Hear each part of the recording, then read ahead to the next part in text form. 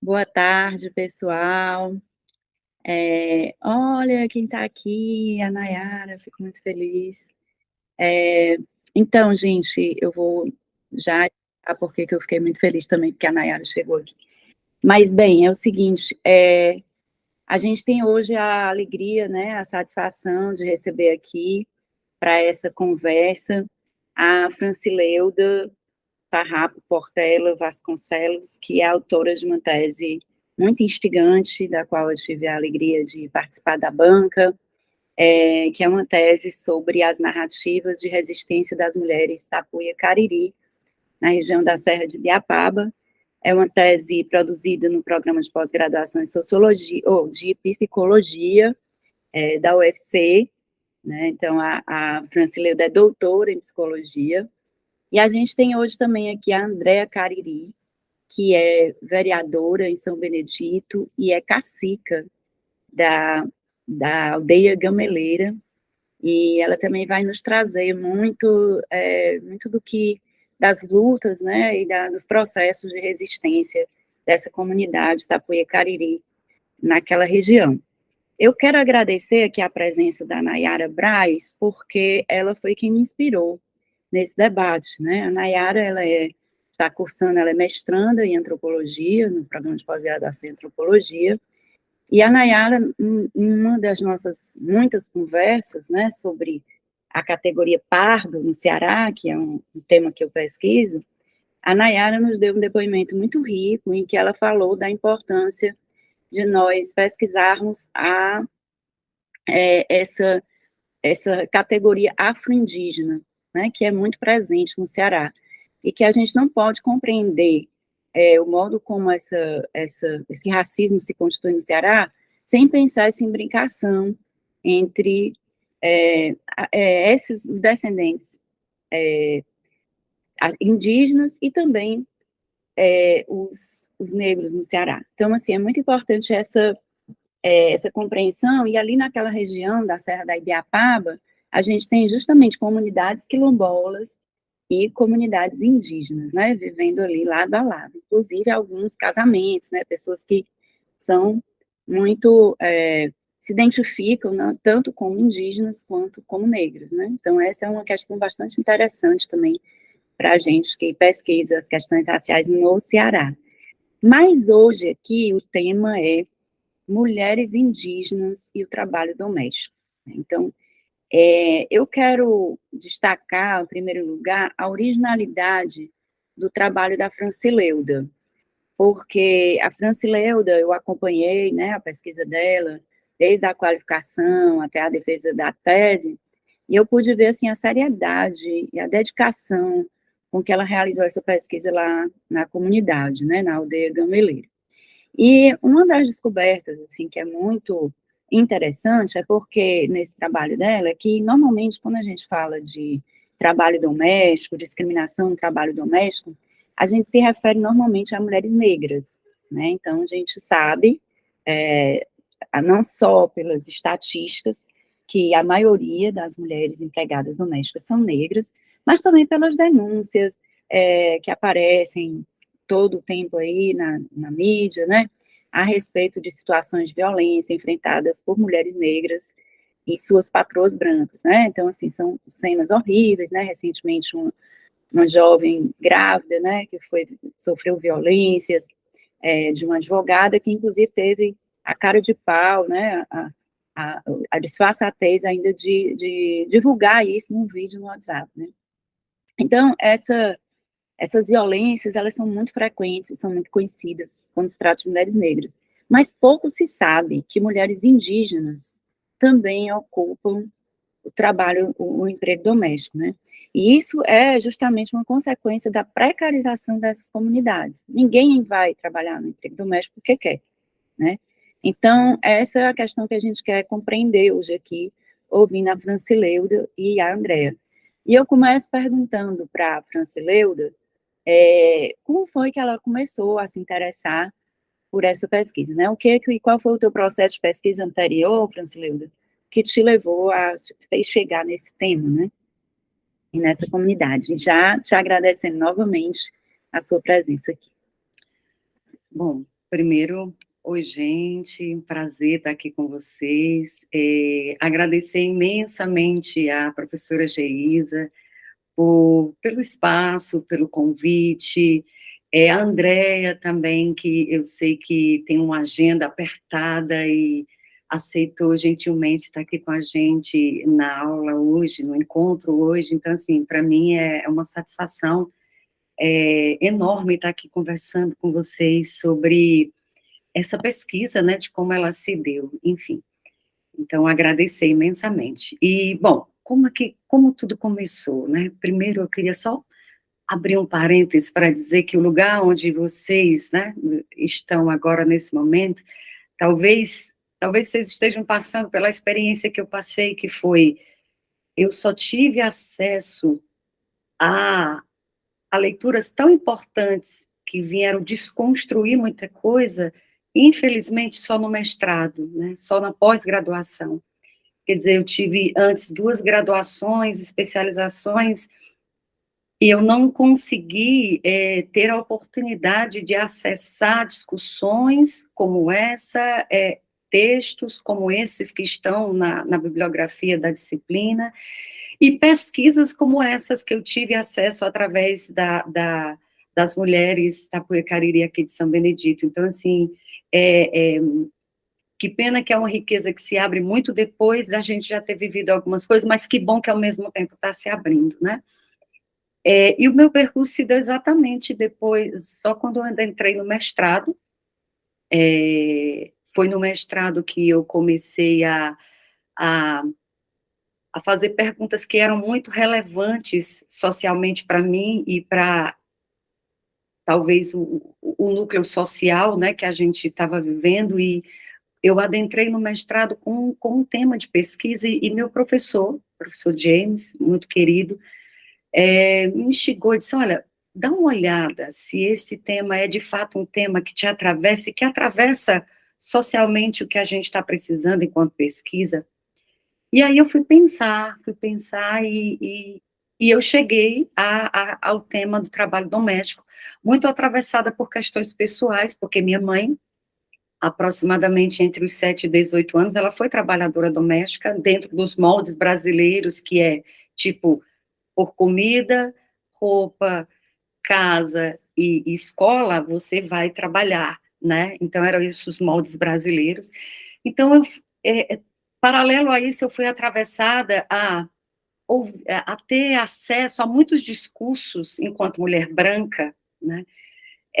Há muitos discursos de algumas mulheres sobre outras mulheres.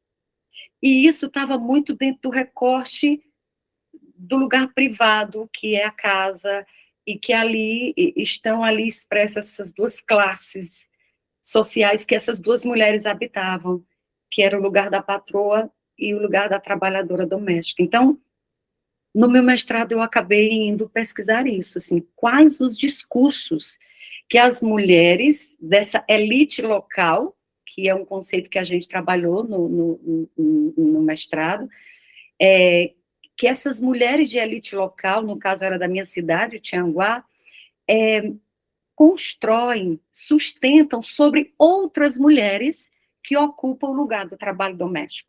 E isso pensando os atravessamentos de classe, raça e gênero, né? Então, a partir dessa pesquisa, eu comecei a acessar conceitos como mando, servidão, privilégio, branquitude, onde essa patroa ocupava um lugar de a boa senhora e, ao mesmo tempo, aquela disciplinadora, né? E a outra mulher, aquele lugar servil. Então, quando eu construí essa pesquisa no mestrado, uma das pessoas da banca me fez a seguinte pergunta, Francileuda, por que você quis ouvir as patroas? E essas mulheres? Por que você não escuta essas mulheres? Então, daí, ficou aquilo e eu pensei, bom, se eu tiver a oportunidade de seguir essa pesquisa, eu vou ouvir, então, essas mulheres trabalhadoras domésticas. Daí, eu tive a oportunidade de participar de uma pesquisa, né, do PPSUS, que nessa pesquisa eu tive a grata surpresa de conhecer a Aldeia Gameleira e conhecer as mulheres indígenas, e, bom, acho que a partir daí foi que a gente começou a pensar, cadê as mulheres que eu vou construir essa pesquisa, né? E por essa grata surpresa, através de uma pesquisa do PPSUS, nós tínhamos que visitar as aldeias e comunidades do Ceará, né? Era uma pesquisa que pensava a saúde mental das pessoas indígenas e quilombolas do nosso estado, e foi onde eu, morando aqui há não sei quantos quilômetros são, Andréia, da nossa cidade, Tianguá para São Eu acho Benedito. que é 30, 40 quilômetros, por Então, aí. e nós não nos conhecíamos tão efetivamente como agora. Agora eu tenho o prazer de dizer que é minha amiga, né? A gente construiu esse laço. Inclusive, ontem eu estive lá na escola indígena, conversando com os adolescentes sobre bullying. Então, assim, se criou realmente uma amizade, né? Uma amizade de muito aprendizado e muito respeito, por conta de que eu acabei visitando aqui a aldeia, e num certo encontro de mulheres, né, eu perguntei quem ali tinha experiência com trabalho doméstico, e entre 30 mulheres, 10 aproximadamente disseram que tinha, e dali ficou aquele desejo, bom, eu acho que vai ser por aqui que a gente vai se encontrar, né? E eu vou ficar por aqui, porque depois eu vou falar disso mais à frente. Tá bom, muito obrigada. Então, André, agora eu quero te agradecer muitíssimo também, já te agradecido antes, mas te agradecer mais uma vez pelo seu tempo, por aceitar o convite para estar aqui com a gente. E aí eu queria que você também falasse sobre os motivos, né, que levam a essa busca pelo emprego doméstico por parte das mulheres da sua comunidade, né? Em que situação está agora a comunidade para que ainda seja necessário o trabalho doméstico na aldeia gameleira? Olá, pessoal, boa tarde. Vou me apresentar. Estão me ouvindo direito? Eu sou Cacique Andréia, nasci e me criei aqui na aldeia gameleira. Sou professora indígena, né, estou como vereador do município de São Benedito. Queria aqui agradecer o convite para estar participando desse momento tão importante. Agradecer aqui, assim, carinhosamente a Francileuda, que é uma pessoa que eu tenho assim, um carinho muito grande, é uma querida.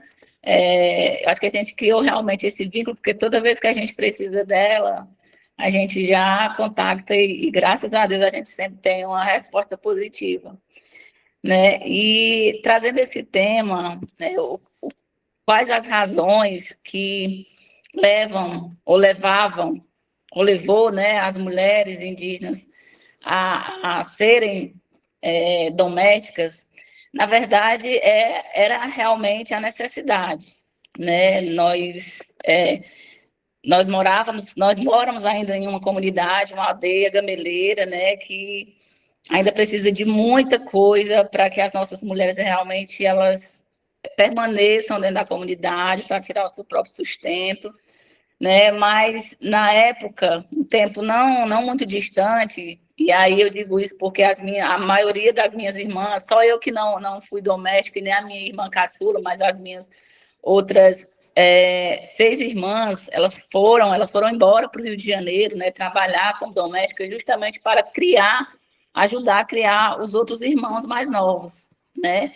Porque aqui não tinha trabalho, né? Antigamente aqui não tinha essa fonte de renda que tem hoje, né? Como, por exemplo, a questão das hortaliças, que de uma certa forma ela traz alguns malefícios para a nossa comunidade, mas também tem essa questão do trabalho remunerado, que ainda não é um trabalho que seja digno, garantindo aí os direitos tanto das mulheres como dos homens, mas é uma fonte de renda, né? Então, as mulheres elas saíam basicamente para ajudar a criar, né, os outros irmãos. E aí, eu gosto muito de partir da minha realidade, porque eu sou fruto, né, do trabalho das minhas irmãs, porque se elas não tivessem tido a coragem de sair para o Rio de Janeiro, trabalhar para todos os meses, ela mandar uma quantia para que a minha mãe comprasse nossos alimentos, porque a gente nem precisava, nem pensava em ter luxo.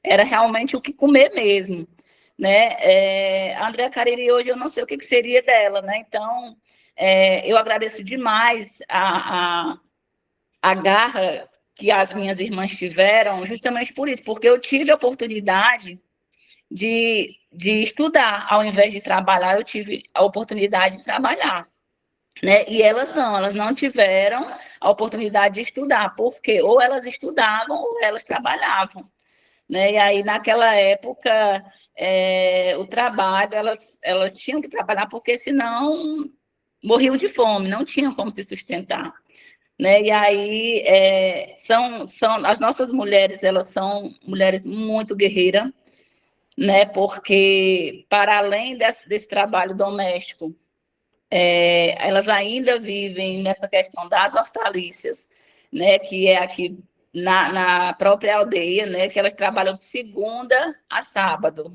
né? Sem folga, sem carteira assinada, mas elas estão dando conta do recado.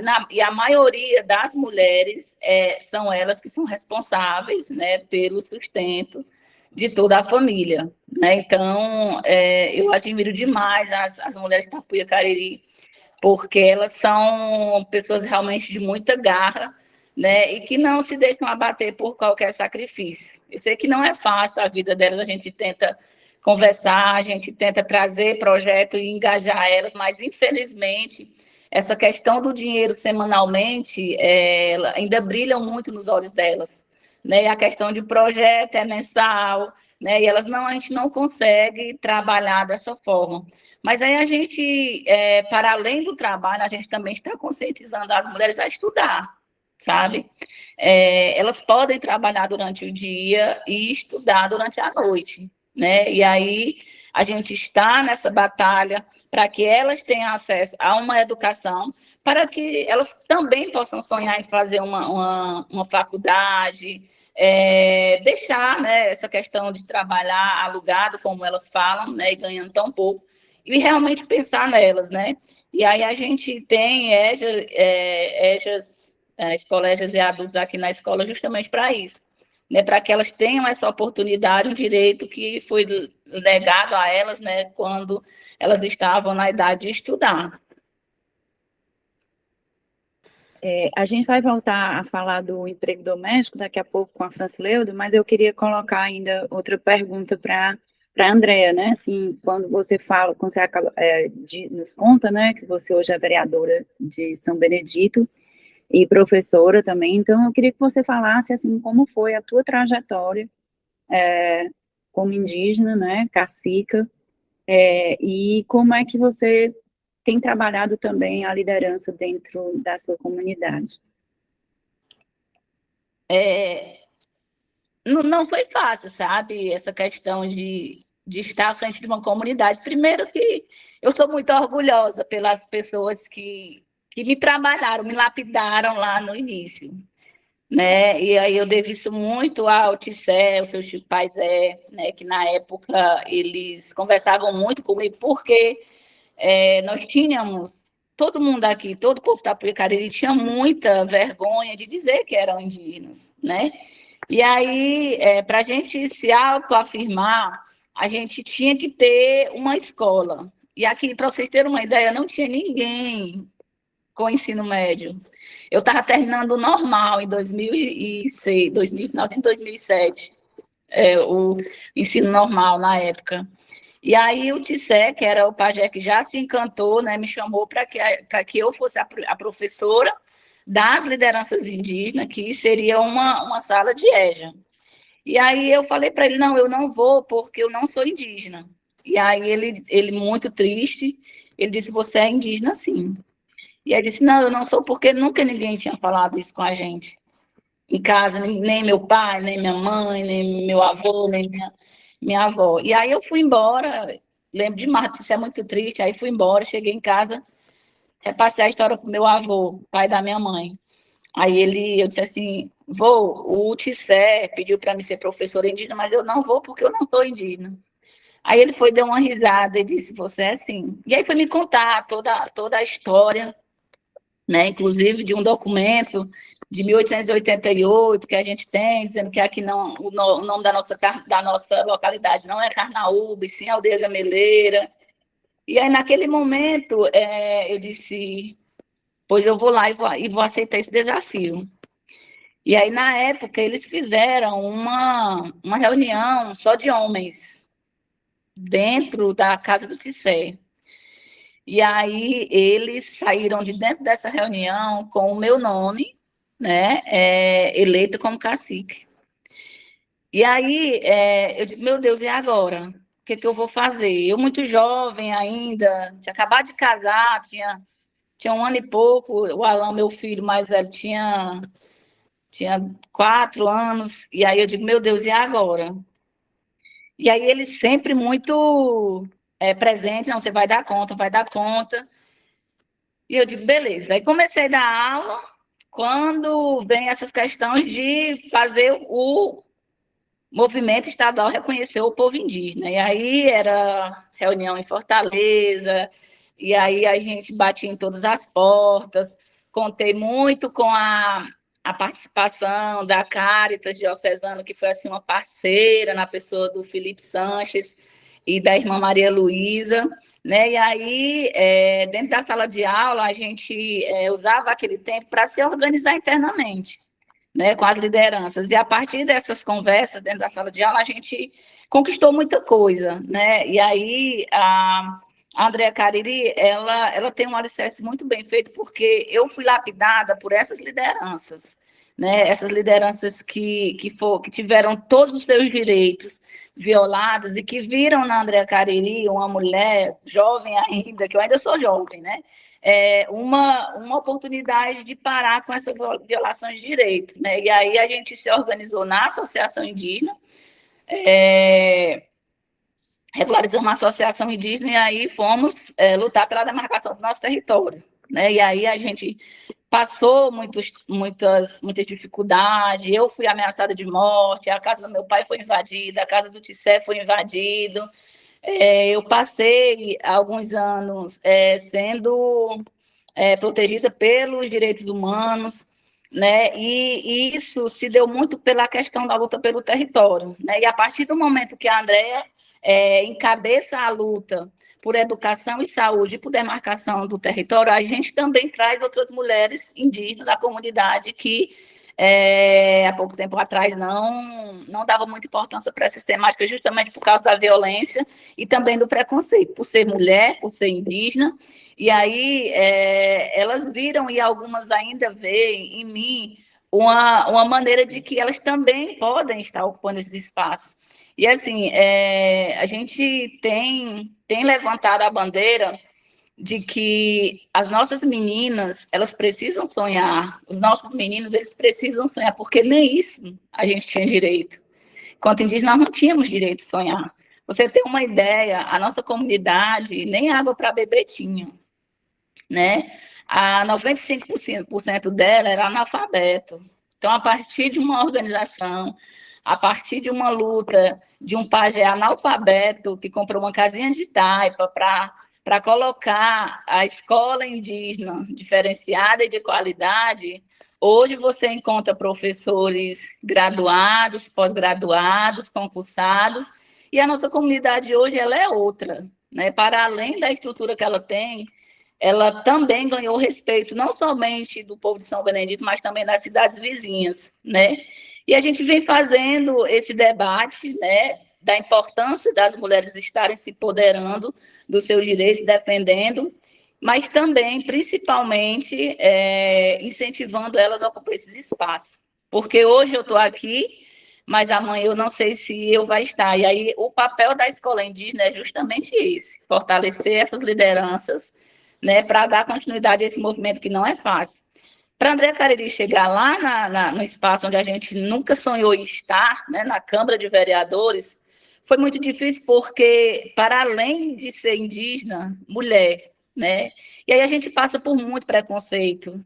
E aí, o que me doía mais é que eu estava ao redor de pessoas esclarecidas, de pessoas que têm estudo, de pessoas que têm acesso à leitura, que têm acesso a tudo que você imaginar, né? E aí, esse preconceito, quando ele vem de pessoas que a gente sabe que conhece e faz isso por maldade, dói muito, né? Mas, em momento algum, eu baixei a cabeça, né? A gente faz esse discurso, graças a Deus que hoje a gente consegue ter um respeito, a gente tem esse momento de fala. Hoje mais as pessoas não, principalmente os vereadores, eles não tentam mais calar minha voz dentro da Câmara Municipal, porque eu impus que eu não iria calar minha voz, eu tinha que falar e eu vou falar. E aí, hoje, graças a Deus, a gente tem esse espaço, né, que a gente usa para defender a luta dos povos indígenas, mas também, né, aquelas pessoas que têm seus direitos violados, que não é somente os indígenas. Você falou no início da sua fala que a questão do serviço doméstico era mais para as mulheres negras, né? E aí eu acho que você está falando da cor da pele. Quantas mulheres da pele negras que são indígenas e não se identificavam quanto indígena, né? Por preconceito, ou porque a sua família realmente nunca tinha falado, porque eu também passei por isso, né? Acho que é importante também fazer esse questionamento, né? E a gente está aqui, né? Caindo, se levantando. A gente tem passado por muitas situações bem complicadas, mas eu acho que a nossa encantaria, ela nos levanta todos os dias, e quando os nossos encantados nos abençoam, a gente consegue fazer, né? Fazer com que eles tenham orgulho da gente. Muito legal, André. Eu imagino que você seja uma grande inspiração, né, na sua comunidade, para outras mulheres e principalmente para as meninas. E aí eu vou passar de novo, vamos ficar nesse bate-bola aqui com a Francileuda, porque eu queria ouvi-la também sobre como é que essa realidade, né, que é tão distinta, né, do que a Andrea vive, né, que ela teve essa força, né, essa representatividade para chegar a vereadora. No entanto, a maioria das mulheres da comunidade vive uma realidade muito precária, né, ainda. Então, eu queria que você falasse do que mais te impressionou, Francileuda, nos relatos das mulheres indígenas que você entrevistou e que são narradoras, né, na sua tese, sobre as relações com as patroas, né, nas casas onde elas trabalharam. Bom, eu comecei a conhecer as mulheres que construíram essa tese de doutorado. A primeira mulher que eu tive o prazer de escutar foi a Andrea, porque dentro da pesquisa que eu estava fazendo inicialmente, que era do programa de pesquisa do SUS, que era a saúde mental das aldeias indígenas e quilombolas, como eu disse no início da minha fala, a aldeia Gameleira foi uma das que a gente visitou, eu, professor James, e a gente foi entrevistar, fomos aplicar questionário nas casas, eu conheci, e aí eu tinha que entrevistar a liderança, e a Andrea, nessa época, era diretora da escola, e aí me levou lá para uma sala, acho que da direção ou da coordenação, né, e, meu Deus, eu saí de lá, assim, me sentindo gigante, porque ela me deixou gigante com a fala dela, com a história dela, né, inclusive fatos que ela narrou agora para a gente, está na tese também, porque eu também não pude deixar essa entrevista de fora, mesmo ela sendo anterior à construção do início da tese, né, mas ali já estava se dando,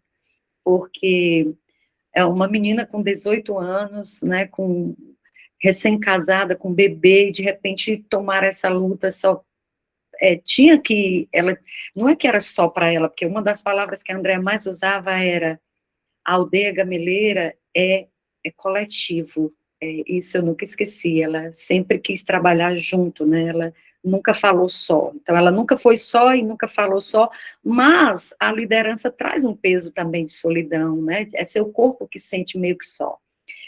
Então ela foi a primeira mulher que eu entrevistei da aldeia, que eu disse, não vai ficar por aqui, aqui tem mais coisa, né?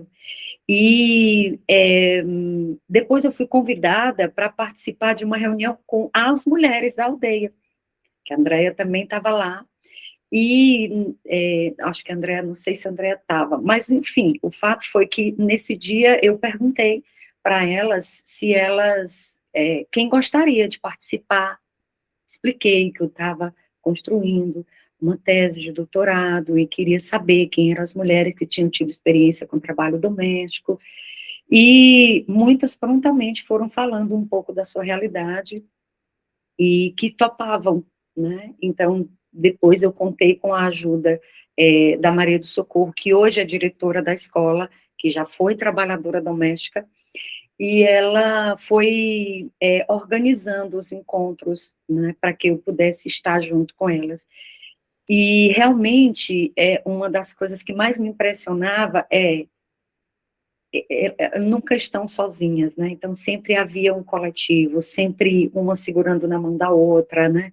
E nos relatos, eu tive 5 encontros com as mulheres, inclusive um deles, a Andréa também estava. A Andréa também traz falas muito importantes no dia, e que eu coloco, acho que quem leu, inclusive a professora Geisa falou disso, que a questão do uniforme, né, que a Andréa não lembra, mas foi ela que trouxe esse comentário de que quando ela era criança ou pré-adolescente, ela se assustava em ver uma foto da irmã com uniforme, né, e ela dizia, eu só via isso na televisão, né, e de repente eu ver, né, então, enfim, o que mais me impressionava, além da coragem dessas mulheres, é que escutando a margem de idade das mulheres que foram entrevistadas é de 75 para aproximadamente 25 anos, eram essas. Então, assim, ciclos de vida diferentes, né?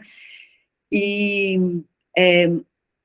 a coragem, sabe? É como se a luta fosse atualizada todos os dias, elas me contando de tudo que elas passaram, mas era tudo muito atual. O que juntou nessa pesquisa uma coisa muito interessante, que foi, nós não estamos falando só de uma luta do trabalho doméstico, nós estamos falando de uma luta por território, nós estamos falando de uma luta do corpo enquanto primeiro território, né?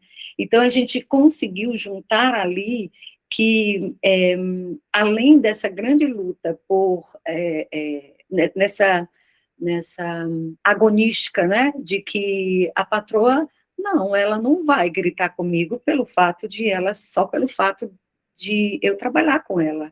Eu também posso dizer para ela que eu não quero esse tipo de diálogo, de receptividade. Então, eu vou embora, você fica aí, eu vou embora. Então, teve muitos depoimentos disso, eu vou embora. E ir embora, né?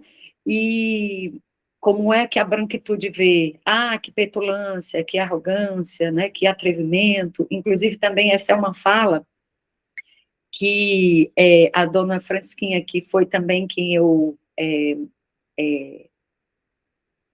entrevistei, mas que não foi ela que trouxe essa fala de que é preciso atrevimento, acho que eu coloquei no início da introdução. Na verdade, foi reproduzida pela Andréia, filha dela, que está aqui, que um dia, que disse lá na entrevista, ela disse, é como a minha mãe diz, é preciso atrevimento.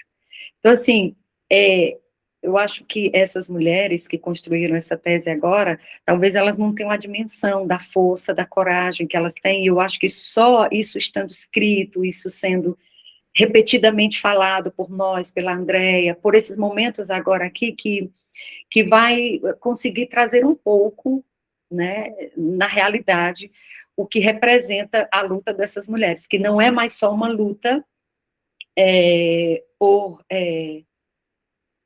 para que seu corpo seja respeitado dentro de um ambiente, né, mas o seu corpo é corpo-território, o seu território é seu corpo também.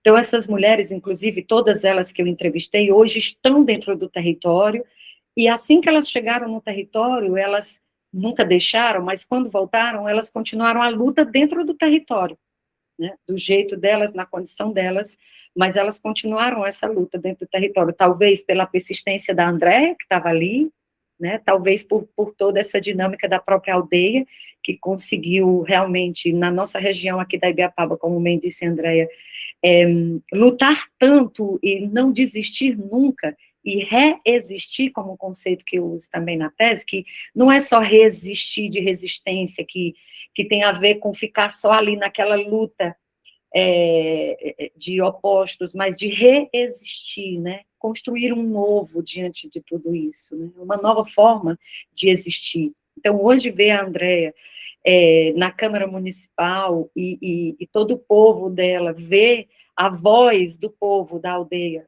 lá na Câmara Municipal, isso tem uma representatividade, uma transformação gigante, né? Então, isso me impressiona também nessas mulheres, né? E agora, eu acho que é muito interessante, né, a gente ver uma dupla dimensão das violências, né? Você falou, a Francileuda falou agora das violências vividas no campo do trabalho doméstico, mas agora eu queria que a Andréa falasse sobre algo que ela já falou de passagem, mas eu queria que ela falasse mais agora sobre, tanto como foi a sua campanha, Andréa, para vereadora, né? Como foi que você conquistou os votos necessários para ser eleita, e também sobre as violências que você mencionou ao longo da campanha, aquilo que você considera que foi necessário nesse projeto de reexistência que a Francileuda traz, né?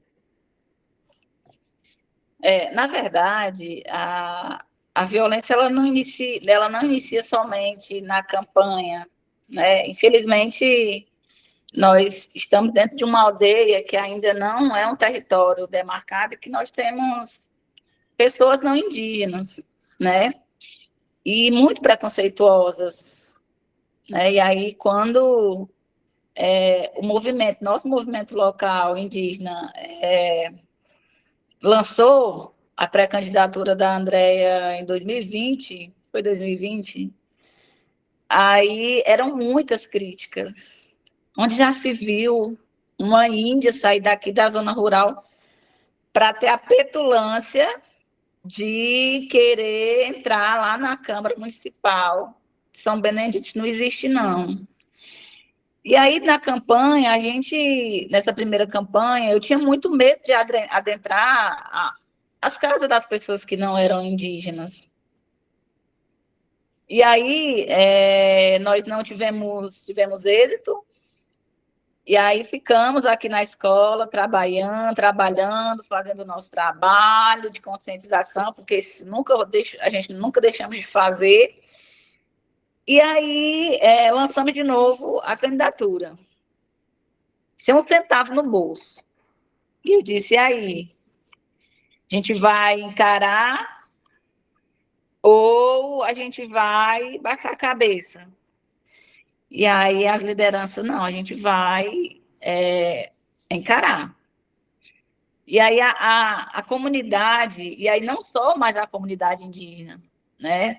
Não somente as pessoas indígenas, pessoas não indígenas também abraçaram a causa, né? Por todas as políticas, as melhorias que a gente, quanto movimento indígena, estava trazendo para melhorar não somente a vida das pessoas indígenas.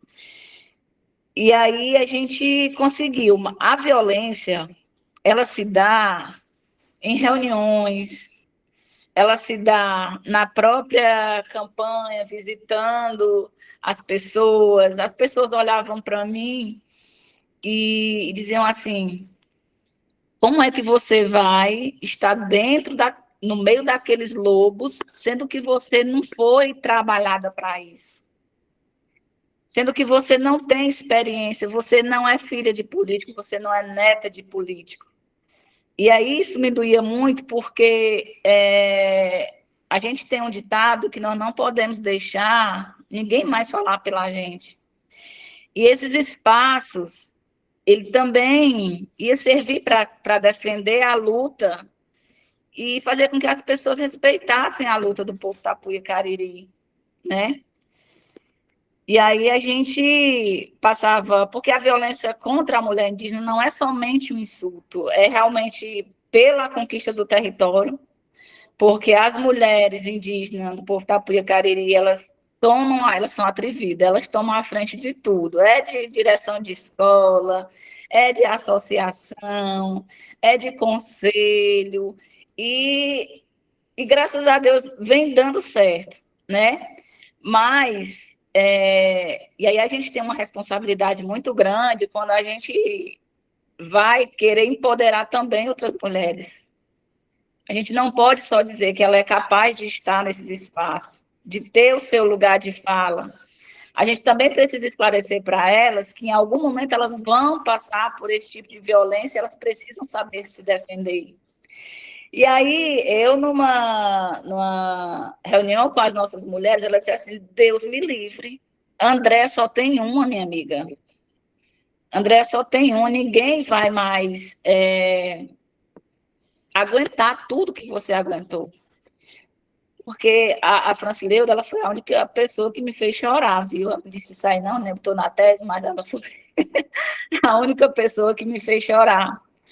Porque quando você passa e vê o seu passado, né? Foram tantas violências que chegar aqui hoje e chegar aonde nós estamos, porque o mandato não é da Andréa Cariri, o lugar de fala não é da Andréa Cariri, é do povo. Esse mandato, esse espaço não é da Andréa Cariri, ele foi construído, lapidado pelo povo. É muito difícil. Às vezes eu acordo de madrugada e fico imaginando, meu Deus, que loucura é essa? Como foi que a gente chegou aqui? Porque não é fácil, meu povo. Infelizmente, o preconceito, ele ainda existe. Ele ainda existe. No dia da posse, nunca vou me esquecer disso. Estava eu na frente, eu e tinha outra cadeira, 3 cadeiras ao meu lado, e aí iria sentar meu esposo, meu filho e minha filha. E aí o funcionário da Câmara Municipal chegou para mim e disse, você pode trocar de lugar? E eu disse, por quê? Não, aqui é porque é para o vereador irmão do prefeito. Eu digo, pô, ele vai lá para trás, eu vou ficar aqui na frente. E as pessoas elas não estão preparadas para ver a gente nesses espaços. Isso é uma forma de violência. E aí minha filha, sem saber o que fazer, ela levantou. Eu disse, você não vai levantar. Você vai ficar aqui comigo. E aí teve um dia que ela chegou da escola bem chateada. Eu disse, mãe, lá na escola todo mundo só me chama de filha da Andréa Cariri, da Andréa Cariri. Eu não quero que as pessoas me conheçam como Andréa Cariri. Isso não é um desrespeito com a senhora, não. Porque eu preciso que as pessoas me conheçam como Maria Emanuele. A senhora teve sua história, eu também vou ter a minha, espero que seja igual à sua, mas eu quero ter o meu nome. E aí eu disse eu conversei com ela, disse a responsabilidade da gente, quanto mãe, também está empoderando as filhas da gente, mas também falando dessa questão de violência, né? Então, essa violência ela está muito presente, ela está presente dentro das nossas reuniões, ela está presente dentro das nossas retomadas, né? Como eu já disse, também são as retomadas, são as mulheres que organizam, são as mulheres que vão para a linha de frente. Então, essa violência está muito, muito presente nas nossas vidas, né? Quanto mulher indígena, mas é uma coisa que a gente não vai deixar de lutar, porque se a gente deixar, a gente não consegue. E aí, a gente não conseguindo, vem outras pessoas falar da nossa história, falar do jeito que elas querem, da maneira que acham que é certo, e a gente está preparada para não deixar que isso aconteça mais, para que isso não ocorra mais violência. E aí a gente tem essa responsabilidade muito grande para repassar para as nossas meninas, né, para os nossos meninos, né, que a violência contra a mulher ela é muito mais forte do que contra os meninos, mas a gente também precisa fazer esse diálogo também com os nossos meninos, para que eles tenham esse conhecimento, né? E, enfim, é isso. Muito bom, Andréa.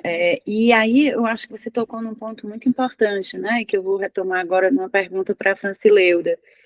Você falou, a gente não quer mais que falem por nós, né? E aí uma coisa que eu acho muito interessante na tese da Francileuda é que eu tive a sorte de participar da banca, né? Não sei se eu disse isso no começo, mas tive o prazer de ler desde a qualificação. E uma coisa que me impressiona muito nesse trabalho dela é que ela cita, ela toma como referência, grande parte das referências dela são de autores e autoras indígenas, intelectuais indígenas.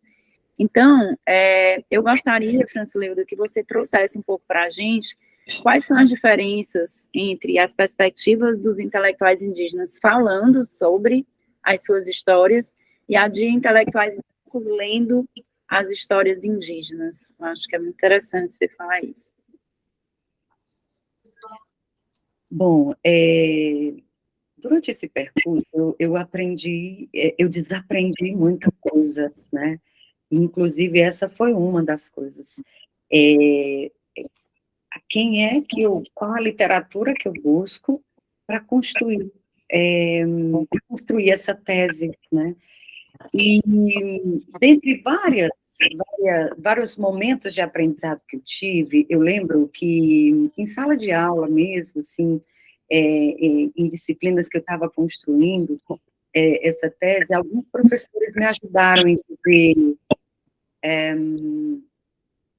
e tem muito a ver com o que a Andrea diz, que às vezes na minha fala, né, eu dizia, o meu desejo nessa pesquisa é dar voz. Aí ela diz, mas dar voz para quem? Assim, elas já têm vozes, eles já têm suas vozes, né? Então, assim, eu tive que desaprender muito também essa questão de você não precisa falar por ninguém. Então, uma das coisas que eu me preocupei muito nessa pesquisa, para além de falar das epistemologias, né, das teorias e dos autores indígenas, foi também de como que eu posso ter mais cuidado para que as pesquisadoras, os pesquisadores, que vêm desse lugar da universidade, que às vezes é esse celeiro de preconceitos, né, de enviesamento do saber, de um único saber, de um saber eurocêntrico, extrativista. Então, eu tinha muita preocupação, mas eu não tinha o conhecimento suficiente, né? Então, eu fui aprendendo com os meus professores, eu fui tendo essa oportunidade de ir rompendo. E na qualificação, você foi uma professora Geisa, que disse, Francileuda, você não acha que essa literatura está muito embasada só em autores que estão trabalhando mais com as epistemologias das pessoas negras? E quando você disse aquilo, eu botei a mão na cabeça, meu Deus, e agora, como é que eu vou... E aí eu tive a oportunidade de ir conhecendo realmente de procurar, na verdade, porque ainda está assim, a gente, infelizmente, né, tem que procurar, e eu fui encontrando, claro que alguns a gente já conhece, como Krenak, como a Geni Nunes, né, eu encontrei o Tacariju, que é um cearense, que eu depois descobri que ele também é tapuia, Cariri, né, então, assim, pessoas que, de fato, vêm romper com toda essa epistemologia eurocêntrica, ou essa coisa do meio ali, de estar tentando ainda construir, eles realmente têm o seu lugar de fala, né, enquanto indígenas, poder falar e a gente aprender. Então, a partir da qualificação, eu já tive esse olhar que foi transformador, porque eu acho que eu fui mudando quase todo o texto de qualificação, se você tiver percebido, né, porque foi uma sacada realmente genial, é isso mesmo. Se eu tinha um desejo de que essa tese fosse construída por essas mulheres, ok, elas estão aqui, elas estão permitindo, então está lá todos os dados, suas falas, a gente conseguiu trazer, mas costurar todas as falas delas com uma teoria que não é indígena, não ia fazer tanto sentido. Então, foi espetacular poder trazer, e foi um aprendizado gigante, escutar, estudar com Krenak, com a Geni Nunes, que tem tanto a tese dela como alguns escritos que falam, inclusive, do trabalho doméstico, o Tacariju, que vem falar dessa questão do corpo-território, a Geni Nunes também, do corpo-território, que eu me emocionei muitas vezes na minha tese, muito, quando eu pegava as falas delas, que pegava as falas dos teóricos que eu estava estudando, que também eram indígenas, e eu fui costurando aquilo, meu Deus, assim, foi uma riqueza para mim, né? Para mim, foi uma riqueza gigante.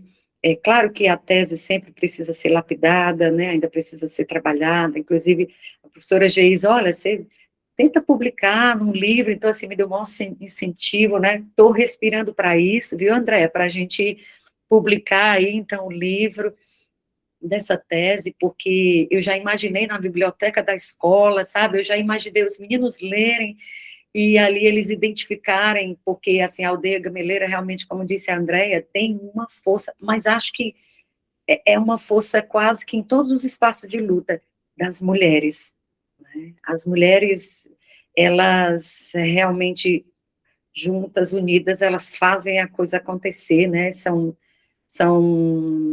Enfim, são mulheres que conseguem juntas resistir, né? Pegando esse conceito novamente. Então, é isso, assim, o Krenak, que todo mundo já conhece, a Nunes, né, não sei se conhece o Tacariju, mas é um jovem indígena que, esqueci agora de qual é o campo epistemológico dele, qual a graduação dele, mas, acho que não sei se é antropologia, né, mas ele vem, por exemplo, eu uso muito ele na tese, porque ele vem dizer assim, a gente não quer esse saber que vocês têm, assim, a gente não quer conhecer o que vocês conhecem, a gente não tem o mínimo interesse. E eu me lembrava muito da Andréa dizendo assim, a gente precisa da nossa sobrevivência para a gente vai para o trabalho doméstico, né, minha família foi para o trabalho doméstico, porque precisava sobreviver, né, e hoje o trabalho provavelmente da Andréa na Câmara Municipal continua sendo do mesmo jeito, para a gente sobreviver enquanto povo, né, que agora ultrapassa a aldeia, né, e com os intelectuais indígenas, diferente, por exemplo, da minha última pesquisa, que foi do mestrado, foi uma riqueza que não se esgota, né? Foi para mim, e eu acho que para quem acessar a tese, eu sei que tese às vezes não é um documento não é algo tão fácil de se ler, porque acaba sendo muito grande e tendo vários recortes, mas depois a gente vai conseguir, né, Andréa, a professora Geisa, construir alguns artigos que eu acredito que vai ficar mais fácil, né, mais pontual ali a leitura, e a gente vai poder ver bem como é que se deu essa junção aí desses intelectuais indígenas que estão na universidade e dessas intelectuais indígenas que estão na aldeia gameleira, né? Pois é, e gente, assim, como uma pessoa que leu a tese, eu posso dizer que a tese é super interessante de ler, e que muitos dos autores e autoras indígenas que eu vim a conhecer, eu conheci lendo a tese da Francileuda. Então, super recomendo a leitura, a gente vai colocar aqui as referências completas no YouTube, né, no canal, essa primeira parte aqui da aula está sendo gravada, vai ser colocada no YouTube, e a gente vai dar o link para acessar a tese da Francileuda no repositório da UFC. E eu vou passar agora para a Andréa, para ela falar sobre os conhecimentos que os indígenas podem hoje, quais são as principais contribuições que ela vê hoje que os indígenas têm dado à universidade, ao conhecimento científico de modo mais amplo, né? A gente sabe que hoje, por exemplo, eu estava comentando com elas, por exemplo, a minha própria experiência com a ginecologia natural, por exemplo, né? Que vai beber nos saberes indígenas, ou, por exemplo, a gente vê também as questões ambientais, a sustentabilidade, que hoje vai beber nos saberes indígenas. Mas aí eu queria que a Andréa falasse como ela vê essa construção, né, que eu acho que ainda, infelizmente, a academia ainda despreza, né, ainda rejeita muito o conhecimento indígena, desconhece, né, acho que tanto Provoec quanto a Francileuda começa a falar desses autores, a gente poderia fazer uma enquete entre os nossos estudantes para saber quem leu, infelizmente, talvez alguns só tenham lido Ailton Krenak, que é o mais conhecido, né, mas, assim, são muito poucos autores indígenas que ainda são lidos, que são incorporados nos currículos da universidade. E eu queria que a Andréa falasse sobre isso, né? Sobre o conhecimento indígena e a sua importância hoje para, como ela vê, né, para o mundo acadêmico e para o mundo científico de modo mais amplo. Nós temos várias pessoas que já vieram adentrar a nosso espaço para fazer o seu trabalho de término de curso, né? A Francileuda foi uma delas, a professora Jeane, que é antropóloga, ela quase morou aqui na aldeia, passou quase 2 anos aqui com a gente, e a gente percebe, e aí a Francileuda pode até depois falar mais sobre essa situação, porque nós temos os nossos anciãos, os nossos idosos, que são, assim, livros vivos. Eles falam sobre tudo, sobre saúde, sobre educação, sobre terra, sobre território, e assim com uma propriedade muito grande, sabe? Principalmente nesse campo das medicinas tradicionais, né? Em 2010, a gente teve a honra de ganhar uma equipe de saúde multidisciplinar indígena, né? Graças a Deus está aqui hoje dentro da aldeia. E aí, os nossos mais velhos dizem assim, para que esse povo vem para cá se nós já sabemos o que nós temos que fazer para se curar? Isso foi um debate muito grande dentro da aldeia, porque eles achavam que a medicina convencional ela vinha para tomar o espaço da medicina tradicional, né? E aí, logo que a equipe chegou, eles chegaram para mim, os mais velhos, e diziam, olha, nós vamos ter que conversar com esse povo aí. Vamos ter que conversar com eles. Eu digo, mas para que vocês querem conversar com eles? Eu vou só perguntar a esse doutor aí, essa enfermeira aí, se ele sabe como curar um quebrante.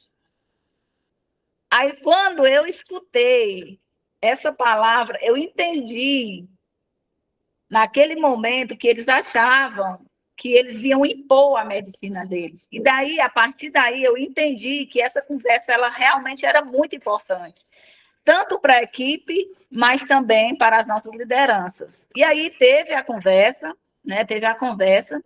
E aí, quando eu iniciei a conversa, dei boas-vindas à equipe, que ela tinha acabado de chegar, apresentei as nossas lideranças mais velhas, e também apresentei, né, alguns medicamentos, né, que elas faziam, como a questão do lambedouro, a questão da garrafada, que serve muito para a inflamação de mulher, né, e aí o início da nossa conversa foi esse. E aí o médico disse, eu estou entendendo aonde você quer chegar, mas eu queria deixar muito claro para vocês que a medicina de vocês vão ter que continuar usando, porque são coisas que nós, médicos, não sabemos fazer, e a gente vai tentar agregar a essa medicina, esse conhecimento de vocês, a nossa, e a gente vai se dar para o resto da vida.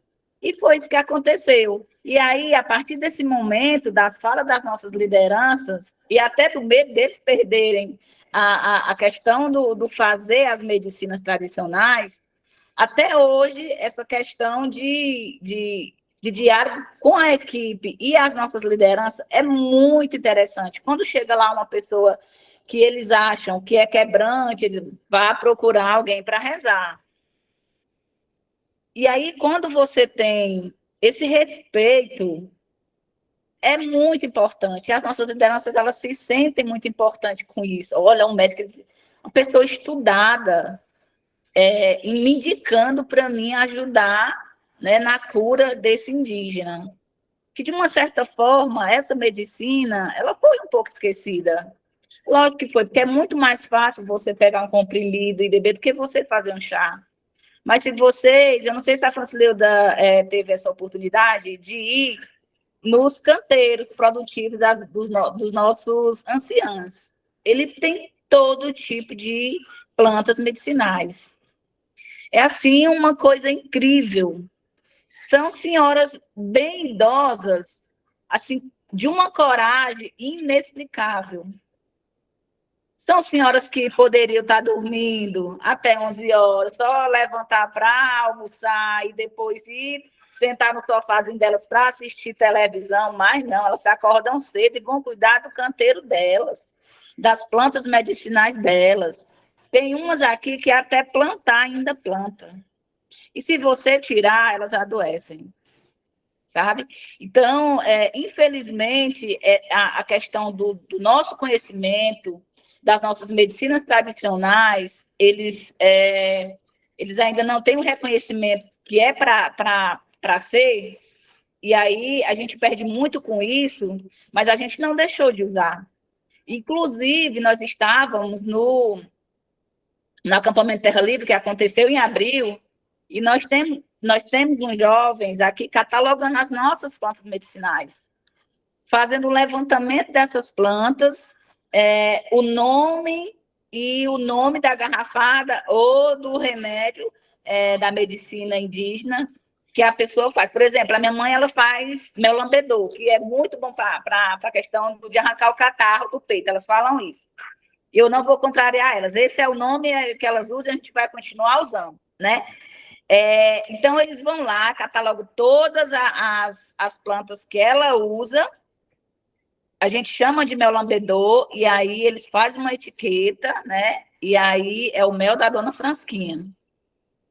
E todo mundo compra na aldeia.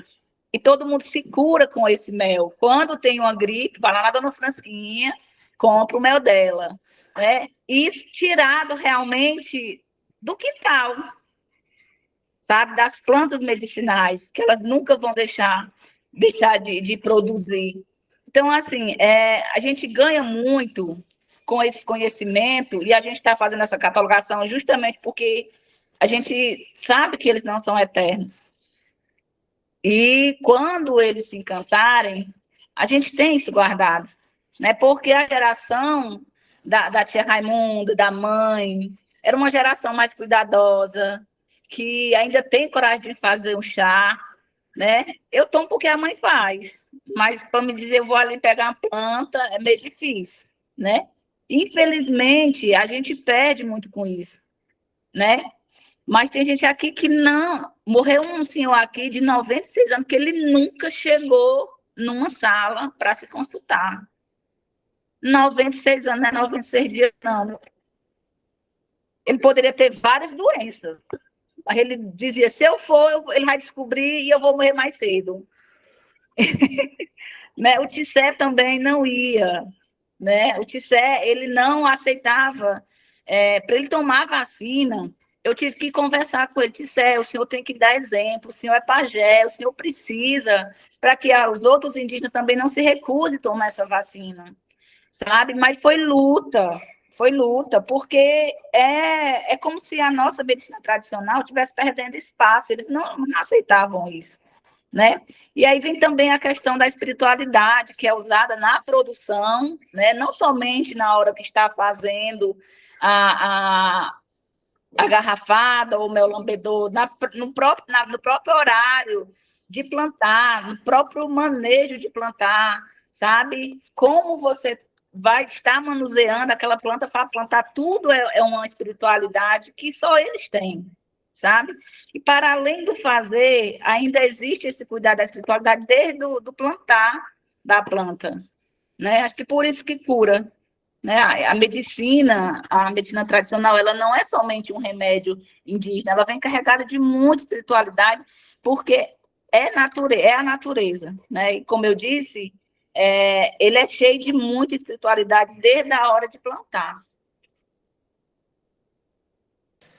Olha, estou muito emocionada, Andréa. Eu quero demais ir conhecer a aldeia gameleira.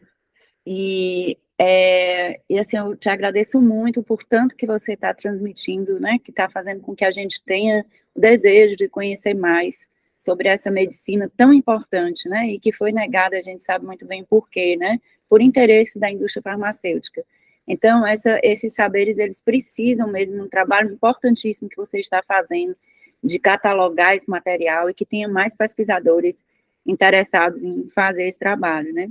Pessoal que está aqui, a gente vai continuar, mas a gente vai passar agora para a Francileuda, para ela falar as últimas coisas que ela queira dizer, e depois para a Andréa também, para a gente encerrar essa primeira parte que vai ficar gravada, e depois a gente vai continuar aqui com a turma. Então, Francileuda, você gostaria de falar alguma coisa para encerrar? Bom, eu gostaria só de enfatizar aqui a satisfação que foi estar com vocês, né, participar um pouco desse momento que é de vocês aqui das quartas-feiras, né, que vocês estão sempre discutindo temas tão relevantes. Claro que nada como a gente se encontrar pessoalmente, mas aqui é o formato que a gente consegue, né, geograficamente fazer tudo ficar mais perto. Dizer que provavelmente vocês também estão aí na construção das pesquisas de vocês, né, e uma das coisas que eu queria dizer para fechar aqui tem muito a ver com o que eu aprendi com a pesquisa com mulheres indígenas, né, dizer que a gente precisa nesse movimento agora, enquanto pesquisadoras, pesquisadores, entender que não é só algo que a gente constrói como quem sabe, né? Eu acho que as pesquisas que a gente tem feito, ela precisa ser esse descortinar do que a gente ainda não sabe e que tem a ver muito mais com a coragem que eu conheci nas mulheres indígenas, a forma como elas conseguiram, diante de tanto sofrimento, que a gente sabe que a história está aí para nos contar, elas conseguiram, mesmo assim, criar algo novo, né? A Andréa é fruto de algo novo, de todos os encantados que tiveram que passar pelo que passaram. Então, eu acho que nós temos uma responsabilidade com a gente, enquanto pesquisador e pesquisadora, que é aprender com essas pessoas com quem a gente está trabalhando, né? E eu acho que o mais vai reverberar socialmente, eu acho que as construções vão se dando, vão quebrando aí. Então, que vocês aproveitem esse tempo também de aprendizado, de oportunidade, né? Que se encorajem, que não desanimem. Eu estou vendo aqui muitas mulheres, né? E aí eu fico um pouco impactada, porque eu sei o que vocês passam, né? A gente está terminando aqui um diálogo sobre mulheres, porque são mulheres, ou seja, tudo parece ser um pouco mais difícil, com todo o respeito aos meninos que estão aqui, mas eu acho que mulheres implicadas e mulheres juntas, né, unidas, elas conseguem fazer esse novo que o mundo tanto precisa. Então, agradecer a professora Geisa pela oportunidade de tê-la conhecido lá na disciplina que eu fiz sobre racismo, e que eu comecei a seguir nas redes sociais e que eu não deixo mais, e que eu tive a grata oportunidade de me aproximar dela através da construção da tese, né? A querida Andréa, que é uma companheira de luta que eu admiro bastante, né? E a vocês, né? Obrigada também por esse momento de escuta atento, cuidadoso, né? E é isso. Obrigada.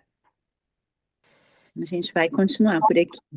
Andréa, então, eu queria te ouvir agora, né, para a gente encerrar essa parte da gravação, avisando a turma que a gente vai continuar conversando, a gente vai só encerrar a gravação. Então, Andréa, eu queria que você falasse, assim, hoje, sobre qual a sua principal luta como vereadora, né, e que mensagem você quer deixar para quem te escutar agora, depois dessa gravação, estiver no YouTube, né? O que é que você quer dizer para as pessoas? Eu tenho certeza, porque eu fui lapidada para isso, para dar voz àqueles que não têm. E aí nós tivemos momentos que nós também não podia falar. Você poder falar agora é muito importante, você usar esse espaço para dar voz, não somente aos povos indígenas, mas outras pessoas também que não têm voz. E aí eu queria só trazer um fato que eu acho que eu não poderia deixar de relatar aqui. A gente acabou de falar de medicina, e aí, infelizmente, ano passado eu perdi meu esposo para um câncer, né, do pâncreas, e aí uma consulta com uma oncologista, ela estava com a pele muito amarela, e ela passou um monte de remédio. Quando eu cheguei em casa, eu fui falar com a mãe que ela tinha passado muito remédio para o João, e aí isso ia debilitar ele mais ainda. Aí ela foi e disse, pois a gente vai fazer uma garrafada para ele. E aí juntou 3 mulheres, 3 sábias aqui da nossa aldeia, e fizeram essa garrafada. E foi assim um ritual. Primeiro passou 3 dias enterrado, mais 3 dias pegando o sereno da noite, e aí ele tomou por 20 dias. Quando nós retornamos para a consulta, a pele dele não estava mais com aquele aspecto amarelo. E aí a médica perguntou para ele o que ele tinha feito. Aí ele disse que tinha tomado essa garrafada. E ela não acreditou, né? Naquele momento ela não acreditou que a pele dele não estava mais amarela por causa daquela garrafada. Então, quando eu digo que a medicina tradicional ela não é somente um remédio, ela tem cura, ela tem espiritualidade, é porque eu vivi isso na pele, né? Por 2 vezes, né? Então, eu acho que a Andréa Cariri, ela está aqui para usar esse espaço de fala, para defender essa cultura, para defender os povos indígenas, para defender essa luta que ainda é assim tão massacrada, que ainda é assim mal vista, porque às vezes as pessoas dizem assim, é muito bom ser índio porque vocês têm uma saúde que é só para vocês têm uma educação que é só para vocês, mas ninguém pergunta quais os sacrifícios que nós passamos para conquistar, porque isso não é privilégio, não. Ter essas coisas não é privilégio, são direitos. E esses direitos eles são conquistados na luta diária, todo dia. Todo dia, a Andréa Cariri precisa se fortalecer para fortalecer outras mulheres também. Por isso que o fardo do movimento indígena é tão pesado. É por isso que no dia que eu conversei com a Francileuda, eu chorei, porque são várias emoções, são várias percas, são várias situações não vividas, tudo em nome de um coletivo. Não é em nome da Andréa. Eu não estou aqui para me engrandecer como pessoa. Eu estou aqui pensando nos que já foram e nos que estão aqui e nos que virão, sabe? Então, essa é a luta da Andréa Cariri, que é cacica, que é mulher, que é mãe, né? Para que a gente possa ter mais espaço e mais respeito diante dessa sociedade que ainda é racista. E aí, com essa iniciativa das universidades em estar adentrando as nossas aldeias, é muito importante, justamente para quebrar esse preconceito, né, para desmistificar certas informações, né, que outras pessoas que não conhecem têm. Né? Então, assim, eu agradeço demais o convite, agradeço demais a oportunidade. E muito obrigado, viu, Francileuda, pela amizade. Até a voz dela me acalma. E é isso, pessoal. E eu acho que as mulheres elas estão aqui realmente para dar esse recado de fortaleza. Não que a gente queira ser melhor do que os homens, né? Mas a gente tem, né, esse coraçãozão que é igual de mãe, né? Ai, foi incrível, André. Nossa, muitíssimo obrigada, Francileuda. Essa iniciativa de gravar as aulas, né, de gravar algumas aulas desse curso e disponibilizar no YouTube, é exatamente para que pesquisas como essa, da Francileuda, e o trabalho de uma liderança como o da Andréa sejam conhecidos por mais pessoas, que não fique restrito só à sala de aula. Então, é por isso que a gente está transformando também as nossas aulas em alguns podcasts, né? A gente quer que esses movimentos, que as universidades, o conhecimento inovador como esse, produzido pela Francileuda, que traz tantos teóricos desconhecidos da maioria dos intelectuais brancos, né, que ele possa circular e que hoje a gente utilize o podcast como uma forma de fazer o conhecimento circular. Então, a aula vai continuar, mas o podcast termina por aqui. Então, obrigada a quem ficou até o final com a gente, e a gente segue aqui com a turma. Até mais, pessoal, até o próximo.